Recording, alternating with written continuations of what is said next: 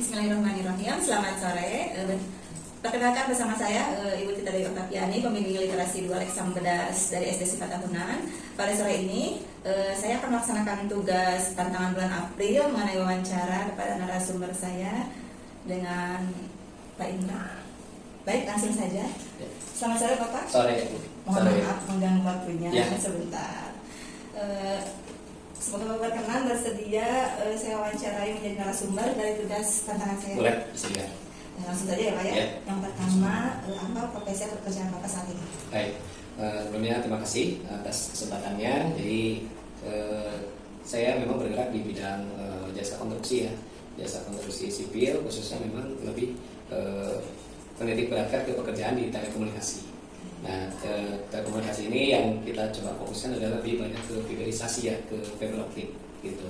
Adapun kerjasama yang sekarang terjalin itu salah satunya adalah dengan anak perusahaan PLN yaitu PT PLN Icon Plus, kemudian dengan vendor-vendor lain ya selain PLN Icon Plus, kita juga ada kerjasama dengan Sentra Tama, kemudian juga kerjasama dengan Maya Republik gitu ya, dan operator-operator lainnya. Banyak juga ya Pak ya? Ya, Apakah sudah lama berdiri? Berdirinya terus terang untuk PT yang sekarang ini di PT Strategik Telekomunikasi Indonesia ini kami sih sebetulnya baru berdiri di 2024 ya, 2024 awal, dan alhamdulillah sampai sekarang. Kalau dari sisi pengalaman memang sudah dari 2008 ya, kita sudah mulai mengerjakan pekerjaan di pembangunan untuk di konstruksi. Kira-kira untuk bekerja atau berada di profesi Bapak sekarang butuh pelatihan khusus atau tidak? Tentu setiap pelaksanaan pekerjaan ini kan ada SOP-nya, jadi memang di situ disyaratkan untuk tenaga-tenaga yang memang sudah memiliki keahlian, dan memang sudah dipersyaratkan, kami juga harus mempersyaratkan setiap pekerjaan harus memiliki sertifikat. Sertifikat di sini artinya ada beberapa komponen. Yang pertama ada sertifikat dari sisi keselamatan kerja, gitu ya, baik itu keselamatan untuk bekerja di ketinggian maupun di K3 spesifikasinya umum.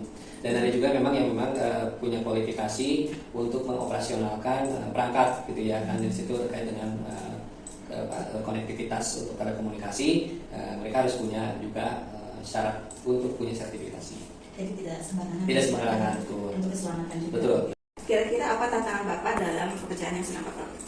Tantangannya memang setiap pekerjaan akan berbeda-beda ya, tergantung dari tingkat kerumitan gitu ya, atau kemudian tingkat juga kondisi di lapangan. Contoh misalkan yang pernah kita lakukan untuk konektivitas pemasangan CCTV terintegrasi itu di PLTU Pelabuhan Ratu. Itu tingkat kesulitannya sangat-sangat tinggi ya, karena bekerja yang pertama di ketinggian, yang keduanya adalah bekerja di di tingkat keselamatan kerja yang memang di zonanya merah gitu ya. Artinya ya memang betul-betul memerlukan safety ya, safety yang memang harus betul-betul diperhatikan.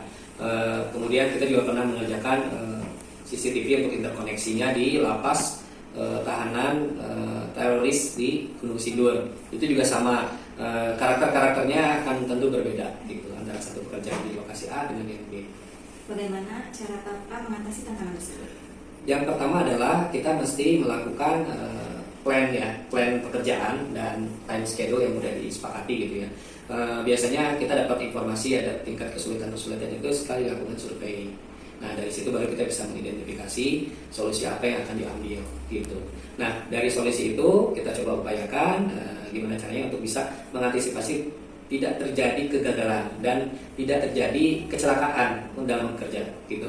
Nah, tentu ini tantangan buat saya pribadi ya, dan mungkin tim juga, sehingga setiap pelaksanaan pekerjaan kita harus betul-betul detail tingkat kesulitannya, pekerjaan yang akan dilaksanakan seperti apa, sampai memastikan bahwa pekerjaan ini selesai meskipun itu sulit gitu.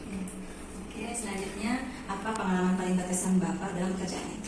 Pengalaman yang paling berkesan yang pertama, ilmu-ilmu yang didapat ya itu tentu jauh lebih luas ya. Kita bisa lebih mengembangkan karena tiap provider itu beda karakter, beda budaya, beda skop pekerjaannya, beda pelanggannya juga gitu ya.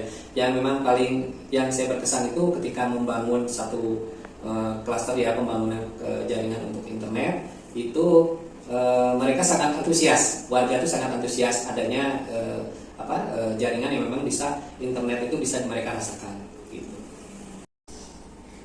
kira-kira apa pesan Bapak mungkin untuk khususnya untuk generasi selanjutnya sehingga bisa tertarik dengan profesi ini? Ya. Harapannya memang untuk generasi-generasi yang muda saat ini ya, sebagai generasi generasi gadget gitu.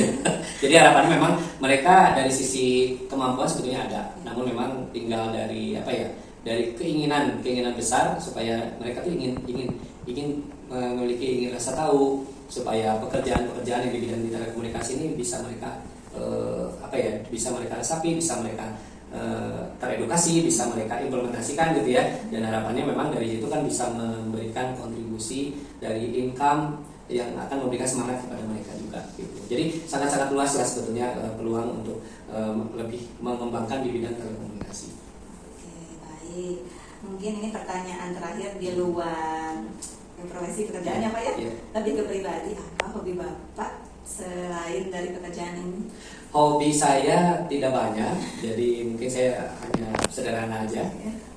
Senang mungkin aktivitasnya ya mungkin jalan pagi di kondisinya di suasana yang misalnya di hutan gitu ya, yang memiliki pandangan luas gitu ya, supaya dari situ saya sering mendapatkan inspirasi gitu. Selain berolahraga juga selalu ada inspirasi Kayak cinta alam gitu ya ya, Pak ya? mirip-mirip jalan Naik pelan gunung gitu gitu ya, Pak, ya.